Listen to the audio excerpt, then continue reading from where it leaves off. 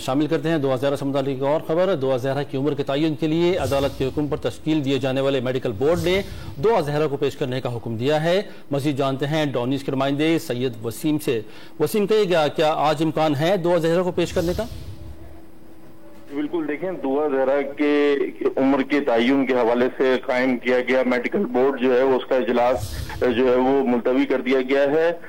जो बोर्ड की सरबराह हैं डॉक्टर सबा सुहेल, उनकी जानिब से जो है वो 2011 के वालिद से सवालात किए गए और जो बुनियादी सवालात हैं वो 2011 के वालिद से किए गए हैं। उसके बाद जो बोर्ड है उसने जो केस के इन्वेस्टिगेशन ऑफिसर हैं उनको ये हिदायत जारी की है कि 2011 को बोर्ड के सामने रूबरू पेश किया जाए ताकि जो इस उम्र के तयन के हवाले से दीगर कार्रवाई है वो अमल में लाई जा सके। और इन तमाम कार्रवाइयों के बाद जो बोर्ड का इजलास है वो मुलतवी कर दिया गया है। ठीक, बहुत शुक्रिया आपका सैयद वसीम।